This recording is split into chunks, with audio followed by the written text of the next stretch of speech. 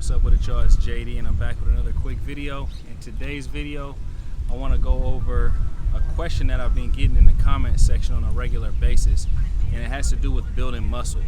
Now, before we get into the video, if you guys are interested in fitness, health, and overall growth content, go ahead and subscribe to the channel. Hit that notification bell so you can get updated every time I drop new content. But let's get back into the video. So, the question that I actually wanted to touch on was actually kind of a two-part question. One of them was about, can you build muscle, or can you, build muscle with the amount of protein that I have in my diet?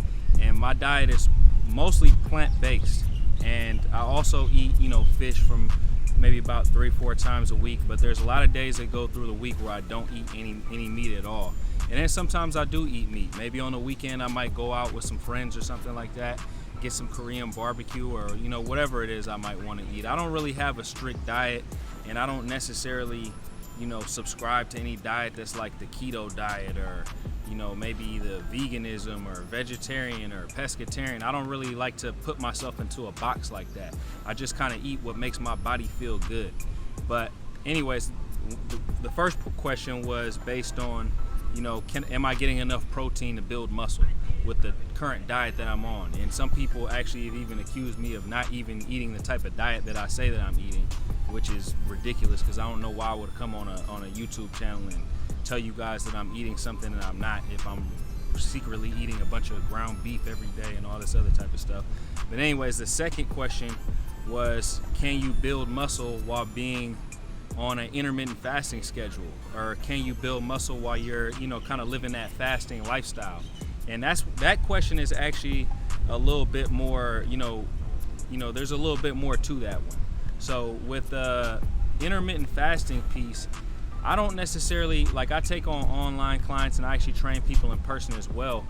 And I actually don't recommend intermittent fasting to everybody.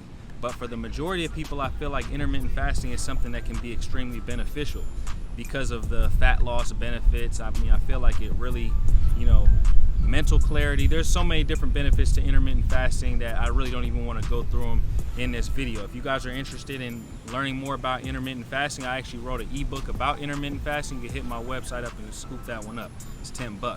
But anyways, like I said, if somebody's like a really hard gainer, somebody's starting off, everybody starts off their fitness journey in a different place.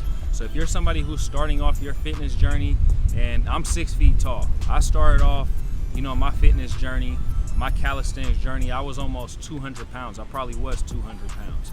So for me, I was trying to actually lose weight, lose body fat. I actually already had a decent amount of muscle already. So that wasn't even anything that I had to worry about as far as losing too much muscle with intermittent fasting.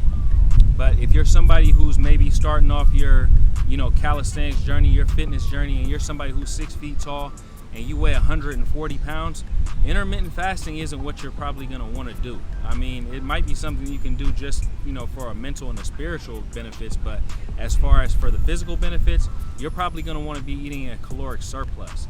One of the advantages to intermittent fasting is that it kind of helps you eat in that caloric deficit, or it helps you kind of control your caloric intake without having to be, super precise on weighing out your meals, or calorie counting and doing all these things that I just think are just ultra stressful, which can actually lead to more poor health anyways by obsessing over certain things.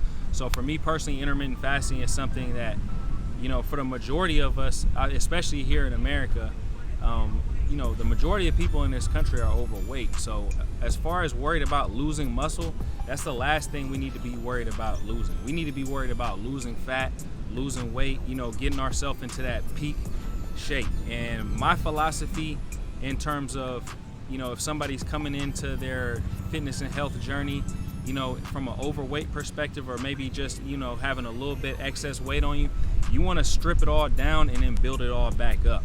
Now, on the opposite end, if you're somebody who's, maybe coming into this fitness and health journey, from the standpoint of you're a hard gainer, you're extremely, frail, you want to build yourself up, eat as much as possible. Put on that weight, put on that size, and then maybe it'll probably be easier for you to shred that weight back down.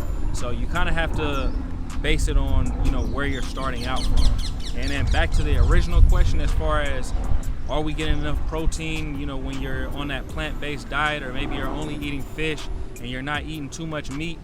You know, I think the proof is in the pudding. For me in particular, it's just like, this is the way that I've been living my life. This is the way I listen to my body. I'm an intuitive eater. I don't necessarily wake up in the morning and feel like, oh, I gotta have 100 grams of protein, or I have to do this or do that. Like, it's just like, man, what is my body craving today? Is my body craving more veggies today? Is my body craving more fruit today?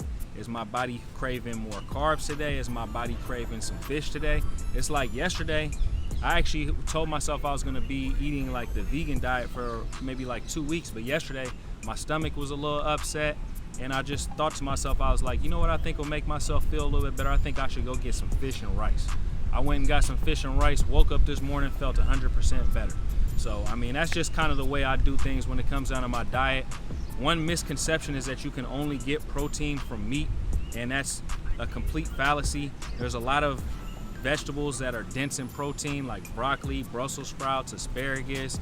You can eat chickpeas, those have a lot of protein in it, hemp seed. You can get your protein from all different types of sources. So you don't necessarily need to just be eating steaks and chicken and, you know, all this type of